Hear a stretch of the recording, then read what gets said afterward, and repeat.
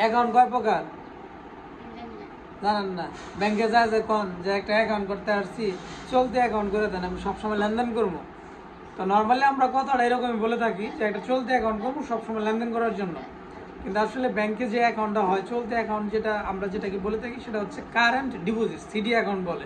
CD অ্যাকাউন্টগুলো মূলত business পারপাসে করা হয়ে থাকে। যারা হচ্ছে ব্যবসায়ী বা বিভিন্ন স্টোর আছে, দোকানদার, বিভিন্ন ব্যবসায়িক মানুষ, তাদের জন্য এই সিডি অ্যাকাউন্টটা করা হয়ে থাকে। প্রতিনিয়ত লেনদেন করবে তারা। এটার জন্য ট্রেড লাইসেন্স লাগে এই অ্যাকাউন্টটা করার জন্য, হ্যাঁ। এবং হচ্ছে প্রোপাইটার হিসেবে ব্যক্তির এনআইডি। তো আমরা গ্রাহকরা সাধারণত বলি যে আমরা একটা চলতি অ্যাকাউন্ট করবো আমার সবসময় লেনদেন করার জন্য। তো চলতি বলতে তো কারেন্ট বোঝায়, কিন্তু আসলে কারেন্ট অ্যাকাউন্টটা চলতি অ্যাকাউন্টটা হয় না। তো আমরা সাধারণ গ্রাহকরা লেনদেন করার জন্য সবসময় লেনদেন করবো যে অ্যাকাউন্টটা করতে চাই, সেটাকে আমরা সেভিংস অ্যাকাউন্ট বলি, SB, savings account. Savings account দিয়ে আপনি যে কোনো সময় টাকা উত্তোলন করতে পারবেন, যে কোনো সময় টাকা জমা দিতে পারবেন। সবসময় লেনদেনের জন্য আমরা যে অ্যাকাউন্টে করি তাকে সঞ্চয় অ্যাকাউন্ট বলে।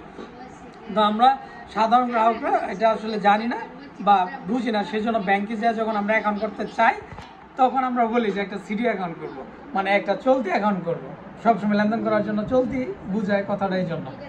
তো আমরা এই জন্যই আজকের ভিডিওটি করে আমরা জেনে নিই যে অ্যাকাউন্ট মূলত দুই ধরনের, সেভিংস অ্যাকাউন্ট এবং সিডি অ্যাকাউন্ট। সেভিংস হচ্ছে সঞ্চয় অ্যাকাউন্ট, যে কোনো ধরনের ব্যক্তিক হিসাব লেনদেন করার জন্য আমরা এই সেভিংস অ্যাকাউন্টটি করে থাকি, সঞ্চয় অ্যাকাউন্ট। আরেকটি হচ্ছে সিডি অ্যাকাউন্ট। সিডি অ্যাকাউন্ট হচ্ছে প্রাতিষ্ঠানিক অ্যাকাউন্ট, কোনো বিজনেসের জন্য, দোকানের জন্য কিংবা শিক্ষা বিভিন্ন প্রতিষ্ঠানের জন্য এই অ্যাকাউন্টটি করা হয়ে থাকে, সিডি অ্যাকাউন্ট। এছাড়াও আরও কিছু অ্যাকাউন্ট আছে, সেটা আমাদের সচরাচর প্রয়োজন পড়ে না। নর্মাল গ্রাহকদের জন্য আমরা এই দুটো জিনিসই জেনে থাকি বা জানার দরকার, বলার দরকার। এছাড়াও আমি এখন যেহেতু বলছি আরও কিছু অ্যাকাউন্টের নাম বলি। আমরা এটা অ্যাকাউন্ট করে থাকি SND account, special deposit notice বলা হয়। ওটা হচ্ছে সরকারি বিভিন্ন ভাতা আসবে বা সরকারের বিভিন্ন প্রজেক্টের জন্য যে অ্যাকাউন্টটা করা হয় সেটাকে স্পেশাল নোটিশ ডিপোজিট বলে SND অ্যাকাউন্ট বলা হয়ে থাকে। তো এই কয়েক ধরনের অ্যাকাউন্ট আছে। আর কিছু আছে স্কিম, যেগুলো হচ্ছে টাকা শুধু জমা দেওয়া হয়, বিভিন্ন মাসিক স্কিম, দৈনিক ভিত্তিতে স্কিম, সবসময় স্কিম, স্বেচ্ছাধীন স্কিম, এরকম কিছু স্কিম আছে। তো আমি যেহেতু জনতা ব্যাংকে চাকরি করি, জনতা ব্যাংকের স্কিমগুলো হচ্ছে জনতা ব্যাংক ডিপোজিট স্কিম, একেবারে জনতা ব্যাংকের নামে JDS বলে, জনতা ব্যাংক ডিপোজিট স্কিম। তারপর জনতা ব্যাংক নারী কল্যাণ ডিপোজিট স্কিম আছে। তারপরে আছে জনতা ব্যাংক মিলিয়নিয়ার ডিপোজিট স্কিম। আর এখন যেটা চালু হয়েছে খুবই ভালো একটি ডিপোজিট, সেটা হচ্ছে জনতা ব্যাংক স্মার্ট অ্যাকাউন্ট ডিপোজিট, স্বেচ্ছাধীন। যে কোনো দিন, যে কোনো সময়, যে কোনো পরিমাণ টাকা জমা দেওয়ার সুযোগ আছে এই অ্যাকাউন্টটিতে। এছাড়া আছে জনতা ব্যাংক হজ ডিপোজিট স্কিম। এরকম আরও কিছু স্কিম আছে যেগুলো সব ব্রাঞ্চে নাই, বিভিন্ন যেই জায়গাগুলোতে প্রয়োজন সেই অনুযায়ী এগুলো আছে। তো নর্মালি একটি ব্রাঞ্চে জনতা ব্যাংক ডিপোজিট স্কিম, জনতা নারী কল্যাণ স্কিম, জনতা মিলিয়নিয়ার ডিপোজিট স্কিম, হজ স্কিম, এগুলো মোটামুটি সব ব্রাঞ্চে আছে। জনতা স্মার্ট অ্যাকাউন্ট ডিপোজিটের পুরো বাংলাদেশে আছে। তো এই হচ্ছে আমাদের বিভিন্ন স্কিম এবং অ্যাকাউন্টের কথা বললাম।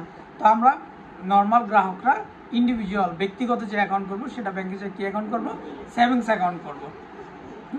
এছাড়া আমি ব্যাংকে কিছু টাকা জমা রাখতে চাই, হ্যাঁ, 1 লাখ 2 লাখ বা আরও অনেক পরিমাণ টাকা জমা রাখবো, ফিক্সড করে রাখবো, এটাকে বলে fixed deposit, FDR, fixed deposit. হ্যাঁ, রেট একটা নির্দিষ্ট হারে এই জমানো টাকাটা থেকে আমাকে মাসিক ভিত্তিতে দেয় না, 3 মাস অন্তর অন্তর মুনাফা দেয়। সর্বনিম্ন 3 মাস, সর্বোচ্চ 2 বছর, 2 বছর এটা অটো রিনিউ হবে। আর মাসিক ভিত্তিতে যেগুলো দেয় সেটাও আছে। জনতা ব্যাংক জনতা আমার মুনাফা আমার সেভিংস স্কিম আছে একটা, জনতা ব্যাংক সঞ্চয় আমার মুনাফা আমার স্কিম। এটা প্রতি মাসিক ভিত্তিতে লাভ দেয় এবং এটা FDR এর মতোই, 1 লাখ টাকা 2 লাখ টাকা, মানে একের গুণিতক টাকা এখানে রাখা যায়। এছাড়া আমরা অনেকে যেটা করতে চাই, অধিক মুনাফা দেয় সঞ্চয়পত্র। তো সঞ্চয়পত্রটা মূলত সঞ্চয়পত্র অধিদপ্তরের একটা প্রোডাক্ট। এটা ব্যাংকের মাধ্যমে সঞ্চয়পত্র অধিদপ্তরে এই অ্যাকাউন্টটি করা হয়ে থাকে। তো এটাতে অন্য অ্যাকাউন্টগুলোর চাইতে ইন্টারেস্টটা বেশি হয়ে থাকে। এক্ষেত্রে 5 লাখ টাকার ঊর্ধ্বে বা 5 লাখ টাকা বা 5 লাখ টাকার ঊর্ধ্বে যদি করা হয় সেক্ষেত্রে অবশ্যই ট্যাক্স লাগবে, ট্যাক্স সার্টিফিকেটটা দিতে হয়। তো এই ছিল ব্যাংকিং বিভিন্ন প্রোডাক্ট। সঞ্চয়পত্র অধিদপ্তর করে থাকে। আপনি পোস্ট অফিসে মূলত এটা বেশি করে মানুষ বেশি পরিচিত পোস্ট অফিসে। তবে পোস্ট অফিস করেন আর যেখানে করেন সবাই কিন্তু সঞ্চয়পত্র অধিদপ্তরে এটা প্রেরণ করবে। তো সঞ্চয়পত্র অধিদপ্তর সঞ্চয়পত্র করে থাকে ব্যাংকের মাধ্যমে। আমরা ব্যাংক থেকে এটা করে দিই, যে কোনো ব্যাংক থেকে করা যায়। কিছু স্কিম বললাম, এফডিআর বললাম। এফডিআর এর মধ্যে এখন দুইটা ভাগ আছে, একটা হচ্ছে জনতা ব্যাংক সঞ্চয় আমার মুনাফা আমার স্কিম, এটাও এফডিআর এর মতো, আর এটা হচ্ছে সরাসরি এফডিআর ফিক্সড ডিপোজিট। আর হচ্ছে অ্যাকাউন্টের কথা বললাম, সেভিংস অ্যাকাউন্ট, সিডি অ্যাকাউন্ট এবং এসএনডি অ্যাকাউন্ট। এসএনডি অ্যাকাউন্ট হচ্ছে সরকারের বিভিন্ন প্রজেক্টের জন্য special notice deposit. CD account হচ্ছে ব্যবসা প্রতিষ্ঠানের জন্য, যে কোনো প্রতিষ্ঠানের জন্য কারেন্ট ডিপোজিট। আর আমার নর্মাল গ্রাহকদের জন্য সবসময় লেনদেনের জন্য সেভিংস অ্যাকাউন্ট, এসবি অ্যাকাউন্ট বলে থাকে। এই ছিল আজকের আলোচনা। তো সবাই ভালো থাকুন, আল্লাহ হাফেজ।